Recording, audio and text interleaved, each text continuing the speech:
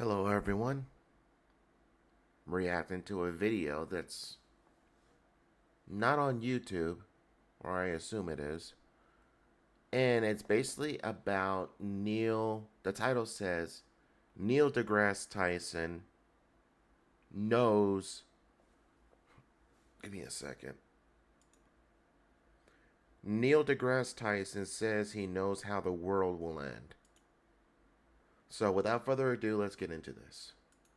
Is the universe and everything in it going to be pulled to shreds at the subatomic level like Spider-Man in Infinity War? Neil deGrasse Tyson thinks so. If you've got a question about the cosmos, then you can be sure Neil deGrasse Tyson's got an answer. Hop on over to Tyson's Star Talk YouTube channel, and you'll come across a whole host of fascinating and dumbfounding topics to chew on. Time dilation, the nature of wormholes, the shape of the universe, dark matter, and even the ethics of driverless cars. As the current director of the Hayden Planetarium at the American Museum of Natural History, few people are more qualified to comment on universal, supermassive questions than Tyson. So, if Tyson starts talking about horrifying, cosmos-annihilating scenarios with terrifying titles like The Big Rip, there's cause for concern. The Big Rip hinges on the continued expansion of the universe, which, in case you didn't know, is a thing that's happening.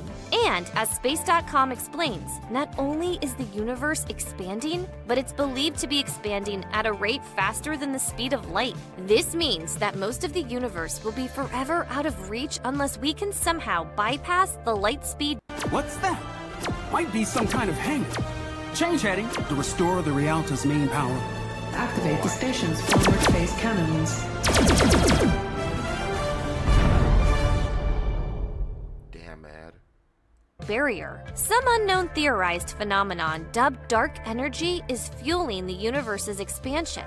And if dark energy wins the battle against the phenomena holding the universe together, gravity and dark matter, then the whole universe might shred itself apart at the subatomic level.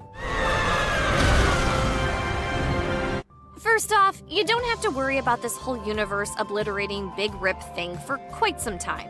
The cosmos will not be big ripped apart sometime next Tuesday, or even the Tuesday after that. So, take a deep breath, keep your appointments, and exit your apocalypse bunker. As Wired says, if the Big Rip does happen, it'll happen in about 22 billion years. Long before that far-flung 22 billion years in the future, however, the sun will expand into a red giant and consume Earth. Our Milky Way galaxy will fuse with the Andromeda galaxy, and humanity will likely be long dead. Just to keep things in perspective, as Neil deGrasse Tyson explained to Stephen Colbert, space itself is expanding.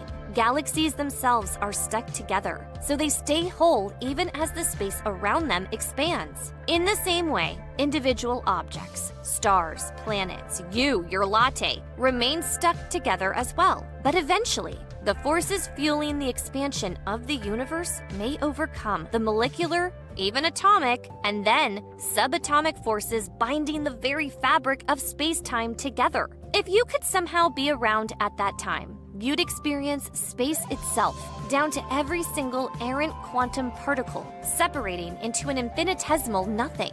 It'll eventually overcome molecular bonds that are holding your flesh together.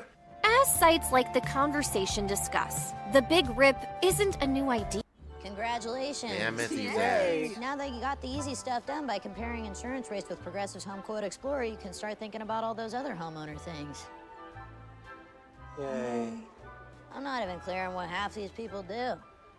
Yeah, we know that space itself isn't actually empty.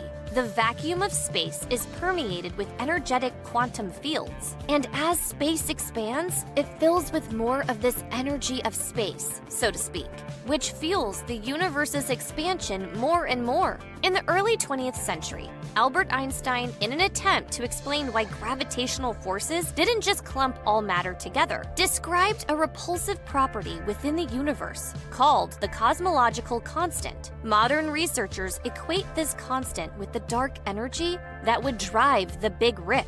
per Live Science. But have no fear. Neil deGrasse Tyson and others state that the Big Rip isn't the only way the universe could end. As Tyson mentions briefly in his interview with Stephen Colbert, we've also got the heat death of the universe in the unimaginably far future, at a time of maximum cosmic entropy, when all stellar bodies and even all black holes have dissipated. The universe might be a bland, drab slab of uniform heat and energy, where no distinct objects can ever exist, ever again. How will the world end? Not with a bang, but with a whimper. Not in fire, but in ice. Fun times. One other option largely discarded by researchers is the Big Crunch, where the gravitational forces of the universe overcome the expansive forces and everything collapses back into a pre-Big Bang-like singularity, per universe today. In light of such options, maybe the Big Rip isn't so bad. And there you have it, people. The Bible and the Quran ain't got nothing on the legendary man himself, Neil deGrasse Tyson. Hope you all enjoyed this. Please hit the like, share, and subscribe for more, and I'll see you guys next time.